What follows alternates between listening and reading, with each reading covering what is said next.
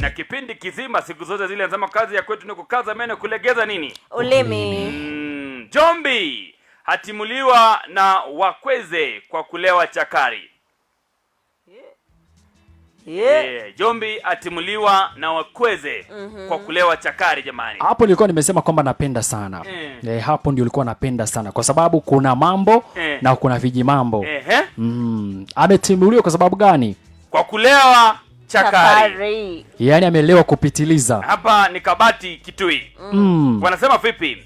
Jombi mmoja aliyepata aibu baada ya kufukuzwa nyumbani kwa wakwe zake wanaojulikana kwa nidhamu juu ya kidini. Ndio. Alipowatembelea akiwa amelewa. Si nzuri. Aliwatembelea akiwa amepiga ndio apate ujasiri. Ndio. Ukienda kwa wakwe unajaribu unatoa lock kidogo ndio uwaone kwa macho ndio ukae na wao stand by. Isikuwe kwamba wanasema kwamba toa shilingi 50,000 unaingia mfuko haraka unatoa. Unakaa ngumu. Unakaa ngumu kidogo. Na uko na msana wao. Kwani shida iko wapi? Sasa jamaa alisema kwamba wacha niipige kwanza ndio nione vizuri.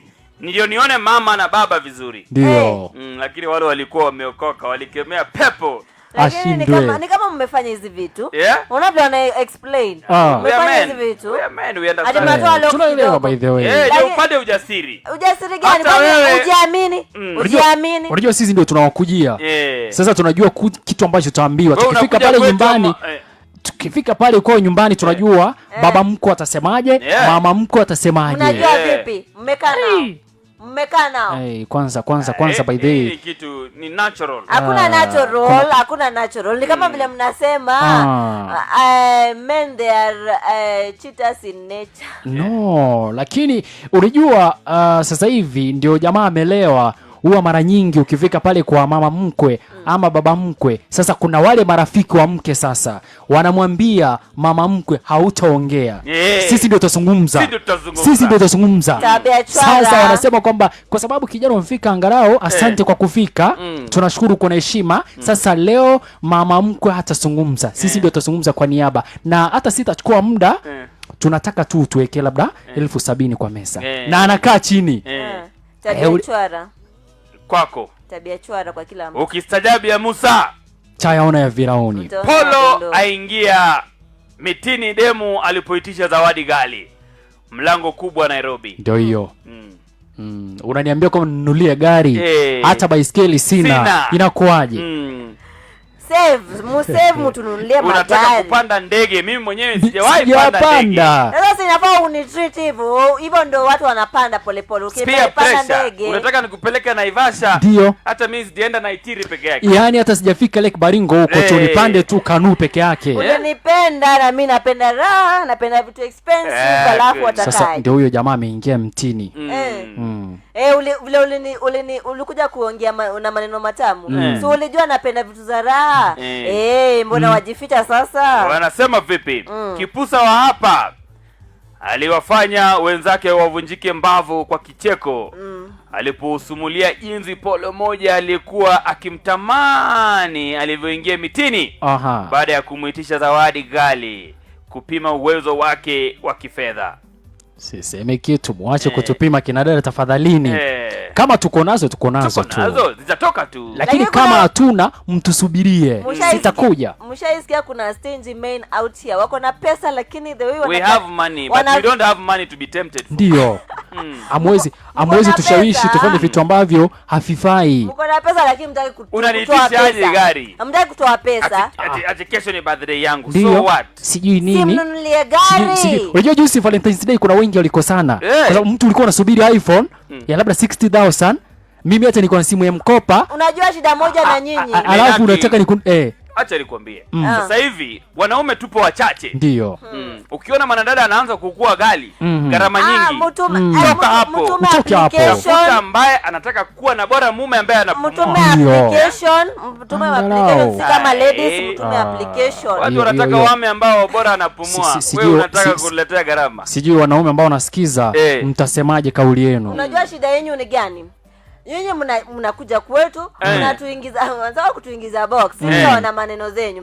Baadaye mnatuahidi, unajua nini, nitakununulia iPhone, nitakununulia gari, nitakununulia nini. Tukiitisha mnatuona sisi wabaya. Sasa subiri mpaka nikufikie, kwa sababu nimekuambia ni promise. Wanasema dawa ideni kulipa. Sasa mimi najua. Mtalipa msipokumbushwa. Hamwezi lipa. Acha kuchemka. Ukistaajabu ya Musa tayaona. Kileleshwa Nairobi. Kalameni akesha kwa mpango wa kando. Akizingizia nini? Mafuriko. Ndio. Babe, iko haja niangamie kweli. Baridi ni mingi. Nitakuja tu. Wewe kuja kesho asubuhi ataelewa. Ndio. Kama magari yanabebwa, kama mabasi yanabebwa. Mtu. Mtu. Sasa mimi unataka usiponiona, kama unataka usiwahi niona basi acha nikuje. Lakini kama unataka kuniona kesho, kwa sababu kesho itafika tu. Wewe Mungu wewe. Acha nisubiri. Kama ni hivi, acha mvua endelee kunya. Kama ni hivi, acha inyeshe. Na amekubali. Acha inyeshe. Amemkubalia akae mpaka kesho ndio tuonane. Pale Kileleshwa Nairobi. Watu walipokuwa wakilalamikia mvua kubwa iliyozuia mafuriko jijini, Polo mmoja mtaani hapa aliitumia kama kisingizio ili akeshe kwa mpango wa kando. Sebe kitu.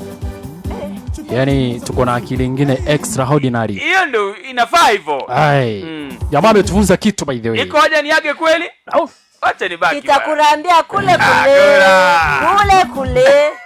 Nitakuramba. Mungu acha mvua inyeshe. Maua Meru. Ndio. Maua Meru. Polo azozana na kakake.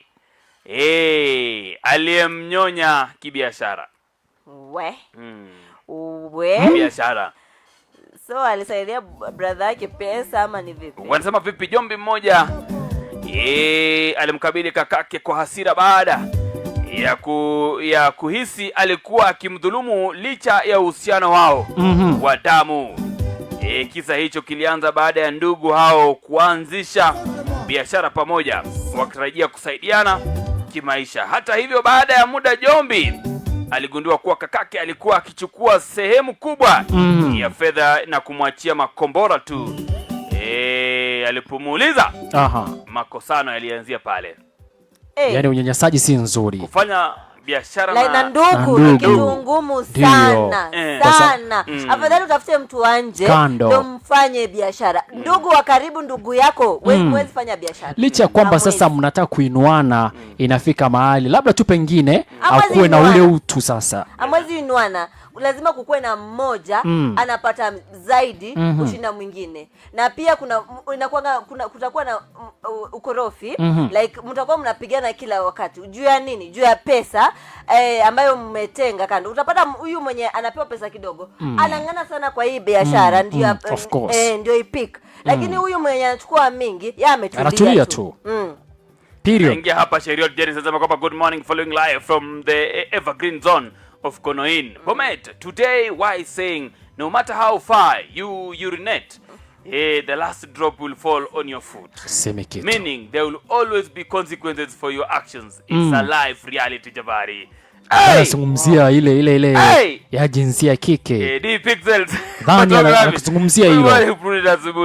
And no matter how far you urinate, remember the last drop will fall on your foot. Oh yes. Wanaume ndo wanaweza relate. Sisi peke yenu. Hata nyinyi. Hiyo pressure. Jamaa ajutia majigambo yake kumfikisha korokoroni. Kimende Kiambu. Majigambo yake. Unajua mimi niko connected wewe? Unajua unacheza na nani? Ndio. Nitakufunga wewe. Unajua ndugu yangu ni nani? Unajua ndugu yangu ni nani? Nipige simu sasa hivi. Ndio. Sasa nisome.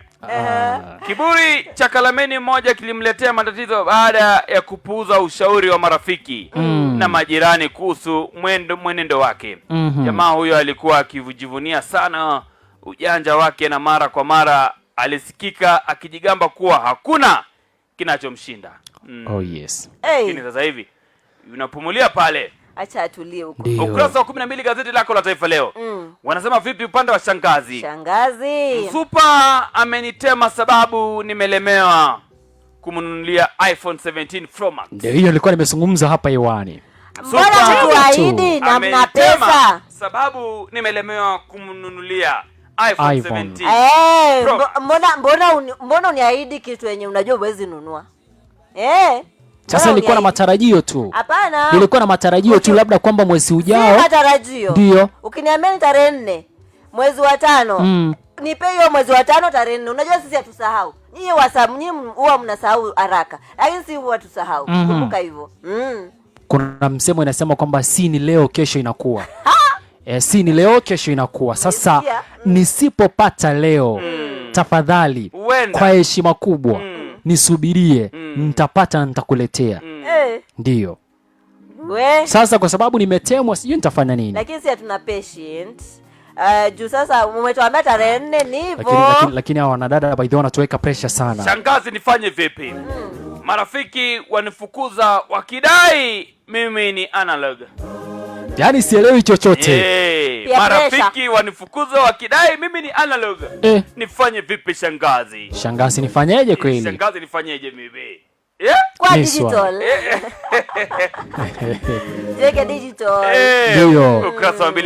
Ukurasa wa 12 gazeti lako la Taifa Leo. Utakuwa unajua ni vipi atakuwa anafanya vipi, anamuuliza tu shangazi pale. Mwanadada anicheza na rafiki yangu. Shangazi, nifanye vipi? Boka siku sote unasema kwamba brothers keeper. Tutasaidiana katika haya maisha. Unaona? Tutasaidiana katika haya maisha. Alafu yule rafiki wako ndiye adui wako. Kikulacho ki wapi? Kinguoni mwako. Kikulacho hilo kinguoni mwako. Rafiki yako ndiye adui yako. Unacheza naye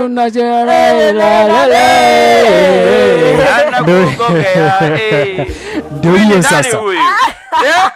Ndio hiyo sasa. Nifanye vipi?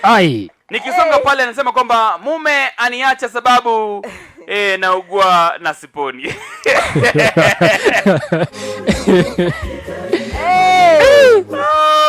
Hatari. Mume aniacha sababu naugua na siponi. Kwani kisonono au vipi? Hili gari.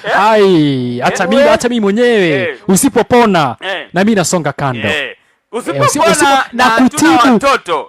Hatuna kitu chochote. Ndio. Ni ngono tu. Swali ni je, mjauliza swali. Ni je, nakupeleka hospitali kumbuka. Kupona? Ameuliza shangazi. Maybe hiyo ugonjwa si ya kupona. Yaani nisema ana nini tu, anapunguza tu. Haiwezi pona. Anapunguza makali. Msimjaji. Ni ile kubwa. Msimjaji. Na afadhalisha urudi nyumbani kwenu.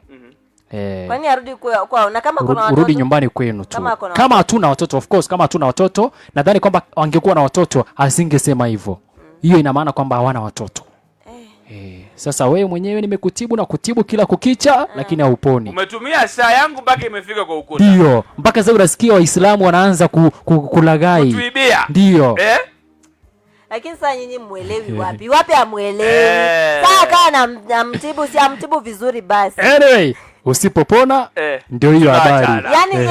Yani mwezi kwa wengine wana pretend. Kwa shida na raha. Unaona anajifanya mgonjwa kila mara. Ndiposa ukae na yeye. Kumbe si mgonjwa. Kama hiyo ndio the only option. Inabidi nimefanya. Ukae tu hapo. Kama hiyo ndio the only option. Tukae tu. 9:10 naitwa Charles Kiblaga Tulengewa. The presenter yang hapa studioni. Getu Vuguza hapa. Imekuwa ni siku ya Tuesday leo. Kesho ni siku ya Wednesday. Ndio. Kifupi Getu kesho. Kesho ikiwa Women's Crush Wednesday. Itakuwa tu siku ya kikwetu pia. Kama uko na kibao yoyote yenye unapenda ya kinyumbani, ukikuwa Mkale, ukwe Mluya, ukwe lugha yoyote, Turukana, tunacheza yote. Hapa kesho tunatarajia muamke mapema ndio best. Na mtume vibao mtume tutawachezea kwa sana. Nate Electric anasema kwamba I like the show. Asante. Anasema ni kubwa tena zaidi. Hii ni ya kupigiwa mfano. Hii ni kupigiwa mfano. Anasema kwamba sisi DC wengine wote Sarakasi. ni wanasarakasi. Sasa unajua ukifanya kitu Hii nzuri, ni radio station. Ndio. Ile ni police station. Ile zingine ni petrol wanaenda station. kupiga kesi huko. Ni petrol station attendant na M-Pesa attendant zingine. Alafu anasema njooni wote Mliolemewa na mizigo ya utangazaji na uenezaji wa habari. Nasi tutafanya vipi? tutawapumzisha. Vitabu vya dini pia vishawaizungumza mahali. Mungu akasema kwamba ikikuwa mzigo zaidi niletee, nitakupumzisha. Siseme kitu. Mimi nikitoka hapa studioni siku ya leo, kumbuka kwamba kuna Champions League, msikilizaji, watu wanapenda sana soka. Leo kuna Champions League na nadhani kwamba mechi ya kwanza itakuwa inacheza Galatasaray dhidi ya Liverpool. Liverpool ya Uingereza, alafu pia Atletico de Madrid watakuwa wanacheza dhidi ya Spurs mida ya saa 5 usiku. Alafu Atalanta watakuwa wanachuana dhidi ya Bayern Munich. Alafu mechi ya mwisho Newcastle United dhidi ya Barcelona. Kesho Chelsea watakuwa wanagaragazana dhidi ya Paris Saint-Germain almaarufu PSG. Sasa mashabiki wa Chelsea kesho, Sifuna mpigie simu Nairobi aiombee timu tushinde. Unataka useme mashabiki wa Chelsea? Ungesema tu wa Kisii kesho. Kisii na wana bodaboda kesho ni siku yenu. Tukutane siku ya kesho, ndio chance kibla ketuelekeo. Mimi representer yangu, kwa heri kwa sasa. Getu tuvuguza, tupatane kesho.